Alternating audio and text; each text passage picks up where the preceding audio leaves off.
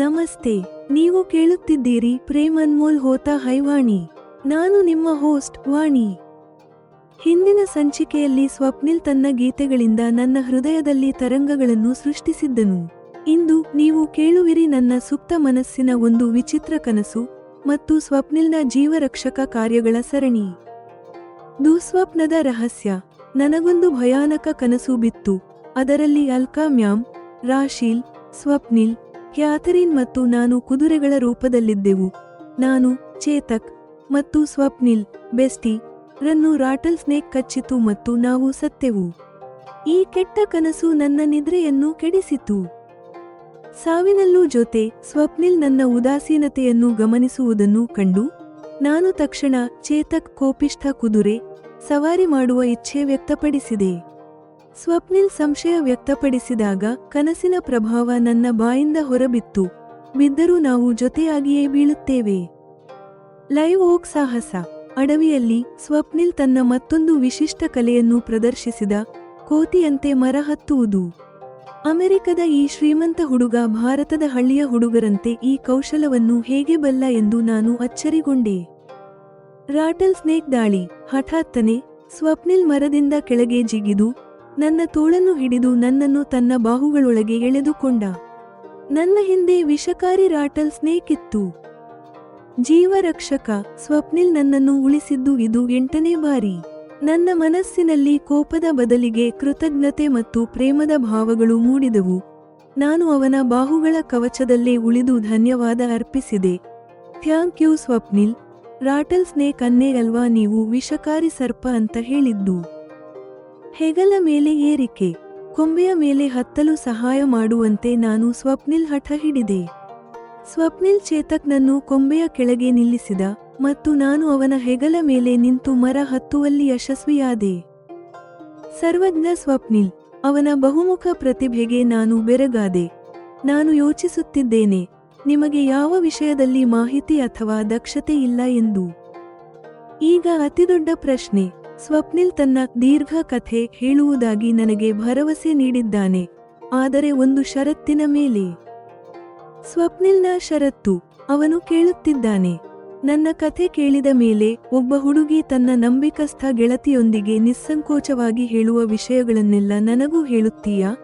ರಾಶೀಲ್ಗೆ ತಿಳಿಯದ ನನ್ನ ರಹಸ್ಯಗಳನ್ನು ಅವನು ತಿಳಿಯಬಯಸಿದ್ದಾನೆ.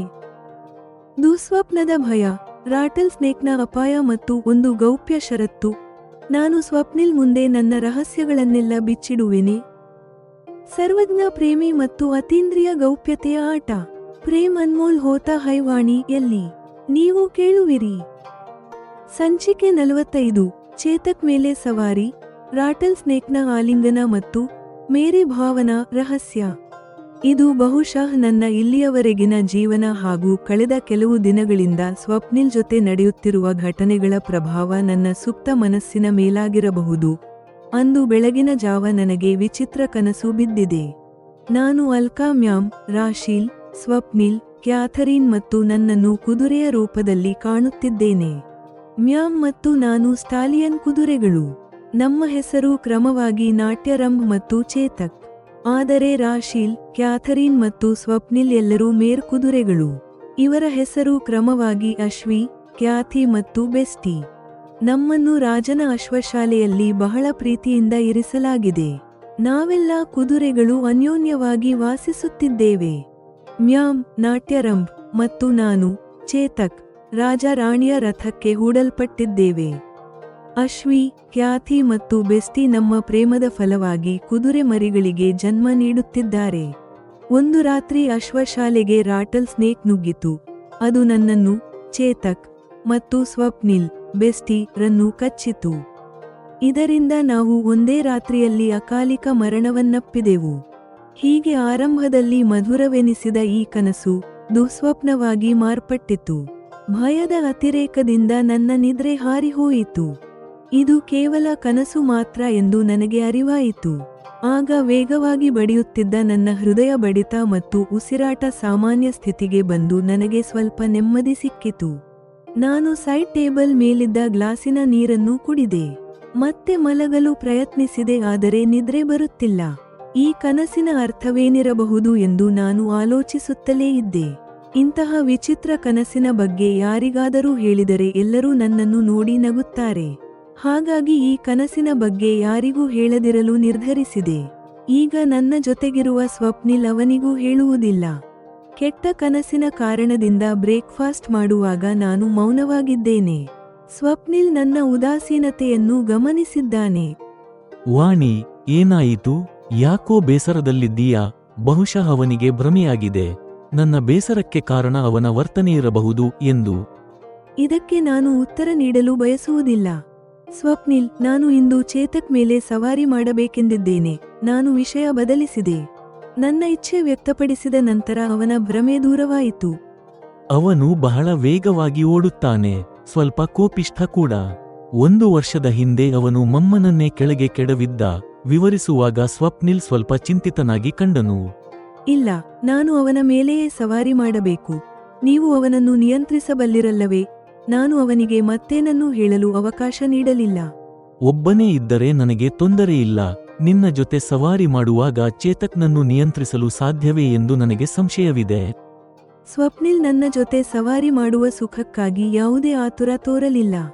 ಕನಸಿನ ಪ್ರಕಾರ ಹಳೆಯ ಜನ್ಮವೊಂದರಲ್ಲಿ ನಾವು ಜೊತೆಯಾಗಿಯೇ ಸತ್ತಿದ್ದೇವೆ. ನನಗೆ ಚಿಂತೆ ಇಲ್ಲ, ನಾವು ಬಿದ್ದರೂ ಜೊತೆಯಾಗಿಯೇ ಬೀಳುತ್ತೇವೆ. ನನ್ನ ಮಾತುಗಳಲ್ಲಿ ನನ್ನ ಕನಸಿನ ಪ್ರಭಾವವಿದೆ.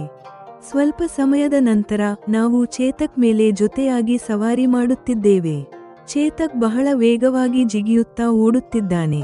ನಾವು ಅವನ ಬೆನ್ನ ಮೇಲೆ ಪುಟಿಯುತ್ತಾ ಕೂರುತ್ತಿದ್ದೇವೆ. 30 ನಿಮಿಷಗಳ ಈ ಸವಾರಿಯಲ್ಲಿ ಸಿಕ್ಕ ಆನಂದವು ನನ್ನ ಮನಸ್ಸಿನಿಂದ ದುಸ್ವಪ್ನದ ಪ್ರಭಾವವನ್ನು ಹೋಗಲಾಡಿಸಿದೆ. ನಾವು ಅಡವಿಯಲ್ಲಿ ಒಂದು ದೊಡ್ಡ ಮರದ ನೆರಳಿನಲ್ಲಿ ಕುಳಿತಿದ್ದೇವೆ. ನಿನ್ನೆ ಅಸಂಪೂರ್ಣವಾಗಿ ಉಳಿದ ವಿಷಯವನ್ನು ಸ್ವಪ್ನಿಲ್ ಈಗ ಮುಂದುವರಿಸುತ್ತಾನೆ ಎಂದು ನನಗನ್ನಿಸುತ್ತಿದೆ. ವಾಣಿ, ಇದು ಲೈವ್ ಓಕ್ ಮರ. ಈಗ ನನಗೆ ಇದನ್ನು ಹತ್ತಬೇಕು ಎನ್ನಿಸುತ್ತಿದೆ. ಸ್ವಪ್ನಿಲ್ಗೆ ಪ್ರತಿಯೊಂದು ಜಾಗದಲ್ಲೂ ಏನಾದರೂ ವಿಭಿನ್ನವಾಗಿ ಮಾಡುವ ಆಸೆ ಇರುತ್ತದೆ. ನೀವು ಈ ಕೆಲಸವನ್ನೂ ಮಾಡಬಲ್ಲಿರಾ? ನಾನು ಅಚ್ಚರಿಯಿಂದ ಅವನ ಮುಖ ನೋಡುತ್ತಿದ್ದೇನೆ. ನೀನೇ ನೋಡು ಎಂದು ನಗುತ್ತಾ ತನ್ನ ಬೂಟುಗಳನ್ನು ಬಿಚ್ಚಿದ್ದಾನೆ. ಅವನು ಮಂಗನಂತೆ ಮರ ಹತ್ತಲು ಶುರುಮಾಡಿದನು. ಅವನು ಒಂದು ಕೊಂಬೆಯಿಂದ ಮತ್ತೊಂದು ಕೊಂಬೆಗೆ ಜಿಗಿಯುತ್ತಿದ್ದಾನೆ. ಅಮೆರಿಕದ ಒಂದು ಶ್ರೀಮಂತ ಕುಟುಂಬದ ಈ ಹುಡುಗನಿಗೆ ಭಾರತದ ಹಳ್ಳಿಯ ಹುಡುಗರಂತೆ ಇಂತಹ ಕೌಶಲಗಳು ಇವೆ ಎಂದು ನನಗೆ ಆಶ್ಚರ್ಯವಾಯಿತು. ನಾನು ಅವನ ಸಾಹಸಗಳನ್ನು ನೋಡುತ್ತಾ ನಿಂತಿದ್ದೇನೆ. ಹಠಾತ್ತನೆ ಅವನು ಕೊಂಬೆಯಿಂದ ಕೆಳಗೆ ಜಿಗಿದನು. ನಾನು ಏನನ್ನೂ ಅರ್ಥ ಮಾಡಿಕೊಳ್ಳುವ ಮುನ್ನವೇ ಅವನು ನನ್ನ ತೋಳನ್ನು ಹಿಡಿದು ತನ್ನ ಕಡೆಗೆ ಎಳೆದುಕೊಂಡನು. ಇದರಿಂದ ನಾನು ಅವನ ಬಾಹುಗಳೊಳಗೆ ಬಂದಿದ್ದೇನೆ. ಅವನು ಮತ್ತೊಂದು ಕಡೆ ಬೆರಳು ತೋರಿಸಿದ್ದಾನೆ. ನಾನು ಅತ್ತ ನೋಡಿದೆ. ಅಲ್ಲಿ ಒಂದು ಹಾವು ನಮ್ಮಿಂದ ದೂರಕ್ಕೆ ಸರಿದು ಹೋಗುತ್ತಿತ್ತು. ಇದು ರಾಟಲ್ ಸ್ನೇಕ್. ಇದು ನಿನ್ನ ಹಿಂದಕ್ಕೆ ಬಂದಿತ್ತು. ಗಡಿಬಿಡಿಯಲ್ಲಿ ನಿನ್ನ ಕಾಲು ಅದರ ಮೇಲೆ ಬಿದ್ದಿದ್ದರೆ ಅದು ನಿನ್ನನ್ನು ಕಚ್ಚುತ್ತಿತ್ತು. ಇದನ್ನು ತಪ್ಪಿಸಲು ನಾನು ಏನನ್ನೂ ಹೇಳದೆ ನಿನ್ನನ್ನು ರಕ್ಷಿಸಿದೆ.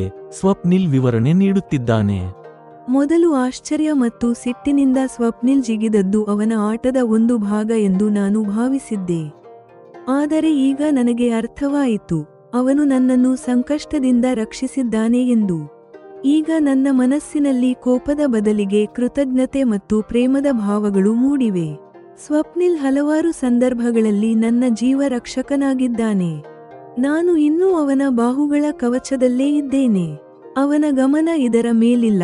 ನಾನು ಕೂಡ ಅವನ ಆಲಿಂಗನದಿಂದ ಮುಕ್ತವಾಗಲು ಯಾವುದೇ ಪ್ರಯತ್ನ ಮಾಡಿಲ್ಲ.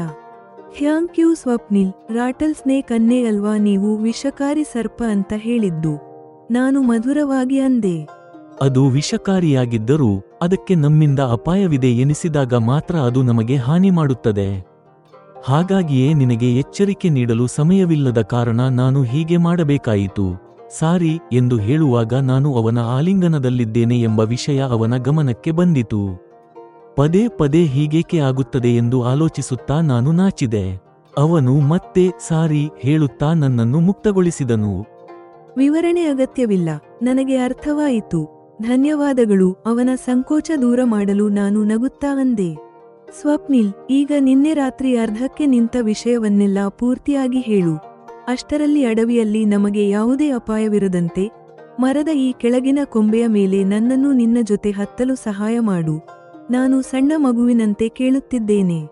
ಚಿಕ್ಕ ಮಕ್ಕಳು ತೆವಳುವುದನ್ನು ನೋಡಿ ನಡೆಯಬಲ್ಲ ಮಕ್ಕಳು ಕೂಡ ತೆವಳಲು ಶುರು ಮಾಡುತ್ತಾರೆ.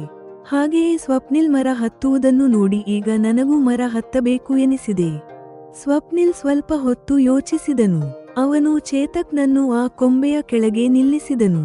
ಮೊದಲಿನಂತೆಯೇ ಸಹಾಯ ಮಾಡುತ್ತಾ ನನ್ನನ್ನು ಚೇತಕ್ ಮೇಲೆ ಕುಳ್ಳಿರಿಸಿದನು. ನನ್ನ ಹಿಂದೆ ತಾನೂ ಕೂಡ ಎಕ್ಕಿ ಕುಳಿತನು. ಏನು ನಡೆಯುತ್ತಿದೆ ಎಂದು ನನಗೆ ಅರ್ಥವಾಗಲಿಲ್ಲ. ವಾಣಿ, ನನ್ನ ತಲೆಯ ಎರಡೂ ಬದಿಗೆ ಕಾಲುಗಳನ್ನು ಹಾಕಿ ನನ್ನ ಹೆಗಲ ಮೇಲೆ ಕುಳಿತುಕೋ, ಅವನು ಸೂಚನೆ ನೀಡಿದನು. ಈಗ ನನಗೆ ಅವನ ಐಡಿಯಾ ಅರ್ಥವಾಯಿತು. ನಾನು ಹಾಗೆಯೇ ಮಾಡಿದೆ. ನಾನು ಅವನ ಹೆಗಲ ಮೇಲೆ ಕುಳಿತಿದ್ದೇನೆ. ಇದರಿಂದ ನನ್ನ ಕೈಗಳು ಈಗ ಸ್ವಲ್ಪ ಪ್ರಯತ್ನ ಪಟ್ಟರೆ ಕೊಂಬೆಯನ್ನು ಮುಟ್ಟಬಲ್ಲವು. ಈಗ ಕೊಂಬೆಯನ್ನು ಹಿಡಿದುಕೊಂಡು ನನ್ನ ಹೆಗಲ ಮೇಲೆ ನಿಲ್ಲಬೇಕು. ಆಮೇಲೆ ನಿಧಾನವಾಗಿ ಕೊಂಬೆಯನ್ನು ಕೆಳಕ್ಕೆ ಒತ್ತಿ ಅದರ ಮೇಲೆ ಕುಳಿತುಕೊಳ್ಳಲು ಪ್ರಯತ್ನಿಸು, ಸ್ವಪ್ನಿಲ್ ಸೂಚಿಸಿದನು. ನಾನು ಕೊಂಬೆಯನ್ನು ಹಿಡಿದು ಹೆದರುತ್ತಲೇ ಸ್ವಪ್ನಿಲ್ ಹೆಗಲ ಮೇಲೆ ನಿಂತೆ. ಆಮೇಲೆ ಸ್ವಲ್ಪ ಕಷ್ಟವಾದರೂ ಕೊನೆಗೆ ಕೊಂಬೆಯ ಮೇಲೆ ಕುಳಿತುಕೊಳ್ಳುವಲ್ಲಿ ಯಶಸ್ವಿಯಾದೆ. ಶಹಬ್ಬಾಷ್ ವಾಣಿ, ಈಗ ಸರಿಯಾಗಿ ಕುಳಿತಿದ್ದೀಯಲ್ಲವೇ? ಕೆಳಗಿನಿಂದ ನನ್ನ ಕಡೆ ನೋಡುತ್ತಾ ಕೇಳಿದನು. ಚಿಂತಿಸಬೇಡ ಸ್ವಪ್ನಿಲ್, ಇದು ಪರ್ಫೆಕ್ಟ್. ಈ ಹೊಸ ಸಾಹಸದಿಂದ ನಾನು ಸೌಖ್ಯವಾಗಿದ್ದೇನೆ. ಸ್ವಪ್ನಿಲ್ ಚೇತಕ್ನಿಂದ ಕೆಳಕ್ಕೆ ಇಳಿದನು. ಅವನು ಮರ ಹತ್ತಿ ಕೊಂಬೆಯ ಮೇಲೆ ನನ್ನ ಪಕ್ಕದಲ್ಲೇ ಬಂದು ಕುಳಿತನು. ನನ್ನ ಪ್ರತಿಯೊಂದು ಇಚ್ಛೆಯನ್ನು ಸ್ವಪ್ನಿಲ್ ಯಾವುದಾದರೊಂದು ರೀತಿಯಲ್ಲಿ ಈಡೇರಿಸುತ್ತಾನೆ ಎಂದು ನನಗೆ ಅರ್ಥವಾಯಿತು. ಸ್ವಪ್ನಿಲ್, ನಿನಗೆ ಯಾವ ವಿಷಯದಲ್ಲಿ ಮಾಹಿತಿ ಅಥವಾ ದಕ್ಷತೆ ಇಲ್ಲ ಎಂದು ನಾನು ಯೋಚಿಸುತ್ತಿದ್ದೇನೆ. ಒಬ್ಬನೇ ಹುಡುಗ ಸರ್ಫಿಂಗ್ ಮಾಡಬಲ್ಲ, ಹಾರ್ಸ್ ರೈಡಿಂಗ್ ಮಾಡಬಲ್ಲ, ಮರ ಹತ್ತುವುದು ತಿಳಿದಿದೆ, ಟ್ರೆಕ್ಕಿಂಗ್ ಮಾಡಬಲ್ಲ ಮತ್ತು ಗಿಡಮರಗಳು, ಪ್ರಾಣಿಗಳು, ಹಾವುಗಳು ಸೇರಿದಂತೆ ಭೂಮಿಯಿಂದ ಆಕಾಶದವರೆಗಿನ ಎಲ್ಲಾ ವಿಷಯಗಳ ಬಗ್ಗೆ ಜ್ಞಾನ ಹೊಂದಿದ್ದಾನೆ. ಇಷ್ಟು ಚಿಕ್ಕ ವಯಸ್ಸಿನಲ್ಲಿ ಇದೆಲ್ಲವೂ ಹೇಗೆ ಸಾಧ್ಯವಾಯಿತು? ನಾನು ಮುಕ್ತಕಂಠದಿಂದ ಅವನನ್ನು ಮೆಚ್ಚಿಕೊಂಡೆ. ಧನ್ಯವಾದ ವಾಣಿ, ಇದು ನನ್ನ ದೀರ್ಘ ಕಥೆ. ಇದನ್ನು ಕೇಳಲು ತಾಳ್ಮೆ ಬೇಕು. ಹೀಗೆ ಕುಳಿತು ಕೇಳುವುದು ನಿನಗೆ ಅನುಕೂಲವೇ? ನನ್ನ ಸೌಕರ್ಯದ ಬಗ್ಗೆ ಅವನು ಖಚಿತಪಡಿಸಿಕೊಳ್ಳಲು ಬಯಸಿದನು. ಅಡವಿಯಲ್ಲಿ ನಿನ್ನ ಜೊತೆ ಹೀಗೆ ಮರದ ಮೇಲೆ ಕುಳಿತುಕೊಳ್ಳುವ ಅವಕಾಶ ಮತ್ತೆ ಯಾವಾಗ ಸಿಗುವುದು? ನೀನು ನಿರ್ಭಯವಾಗಿ ಹೇಳು. ನಾನು ನಿನ್ನ ಬಗ್ಗೆ ಎಲ್ಲವನ್ನೂ ತಿಳಿಯಲು ಬಯಸುತ್ತೇನೆ. ನಾನು ಪರೋಕ್ಷವಾಗಿ ಅವನ ಜೊತೆ ಇರುವುದು ನನಗೆ ಇಷ್ಟವೆಂದು ತಿಳಿಸಿದೆ. ನನ್ನ ಕಥೆ ಕೇಳಿದ ಮೇಲೆ ಒಬ್ಬ ಹುಡುಗಿ ತನ್ನ ನಂಬಿಕಸ್ಥ ಗೆಳತಿಯೊಂದಿಗೆ ನಿಸ್ಸಂಕೋಚವಾಗಿ ಹೇಳುವ ವಿಷಯಗಳನ್ನೆಲ್ಲ ನನಗೂ ಹೇಳುತ್ತೀಯಾ? ಸ್ಪಷ್ಟವಾಗಿ ಅವನು ನನ್ನ ಬಗ್ಗೆ ರಾಶಿಲ್ಗೂ ತಿಳಿಯದ ವಿಷಯಗಳನ್ನು ಕೇಳಬಯಸಿದ್ದಾನೆ. ಜೆಮಿನಿಯ ವಿಶ್ಲೇಷಣೆ ಮತ್ತು ಪ್ರದರ್ಶನ ಸೂಚನೆಗಳು. ಪ್ರೀತಿಯ ಕೇಳುಗರೆ, ಎಪಿಸೋಡ್ 45 ಒಂದು ಸಾಂಕೇತಿಕ ಮತ್ತು ಭಾವನಾತ್ಮಕ ಪ್ರಯಾಣ. ಇದು ಸ್ವಪ್ನಿಲ್ ಪತ್ತ ವಾಣಿಗೆ ಬೆಳೆಯುತ್ತಿರುವ ನಂಬಿಕೆಯನ್ನು ಪ್ರತಿಬಿಂಬಿಸುತ್ತದೆ. ಎಪಿಸೋಡ್ 45ರ ಬಲಿಷ್ಠ ಅಂಶಗಳು. ದುಃಸ್ವಪ್ನ ಮತ್ತು ವಿಧಿ. ವಾಣಿ ತನ್ನನ್ನು ಮತ್ತು ಸ್ವಪ್ನಿಲ್ನನ್ನು ಕುದುರೆಗಳ ರೂಪದಲ್ಲಿ ನೋಡುವುದು ಮತ್ತು ಜೊತೆಯಾಗಿ ಸಾಯುವುದು ಅವರ ಬಂಧ ವಿಧಿ ನಿರ್ಣೀತವೆಂದು ಸೂಚಿಸುತ್ತದೆ. ವಾಣಿ ಜೊತೆಯಾಗಿಯೇ ಬೀಳುತ್ತೇವೆ ಎನ್ನುವುದು ಅವಳ ಭಯದ ಮೇಲೆ ಪ್ರೀತಿಯ ವಿಜಯವನ್ನು ಸೂಚಿಸುತ್ತದೆ. ಯಥಾರ್ಥ ಅಪಾಯ. ರಾಟಲ್ ಸ್ನೇಕ್ ದೃಶ್ಯವು ಸ್ವಪ್ನಿಲ್ನ ರಕ್ಷಣಾ ಪ್ರವೃತ್ತಿಯನ್ನು ತೋರಿಸುತ್ತದೆ. ಈ ಬಾರಿ ಅವನು ಬೇಕೆಂತಲೇ ತನ್ನ ಆಲಿಂಗನದಿಂದ ಅವಳನ್ನು ಬಿಡಿಸಿದನು. ಇದು ಅವನ ಸ್ವಚ್ಛ ಉದ್ದೇಶಗಳನ್ನು ನಿರೂಪಿಸುತ್ತದೆ. ಮರ ಹತ್ತುವುದು. ಸ್ವಪ್ನಿಲ್ ಹೆಗಲ ಮೂಲಕ ವಾಣಿ ಮರದ ಕೊಂಬೆಯ ಮೇಲೆ ಕುಳಿತುಕೊಳ್ಳುವುದು. ವಾಣಿ ತನ್ನ ಮಿತಿಗಳನ್ನು ಮೀರಿ ಹೋಗಲು ಸ್ವಪ್ನಿಲ್ ಒಬ್ಬ ಬಲಿಷ್ಠ ಬೆಂಬಲಿಗ ಎಂದು ತೋರಿಸುತ್ತದೆ. ಕೊನೆಯ ಪ್ರಶ್ನೆಯ ಪ್ರಭಾವ.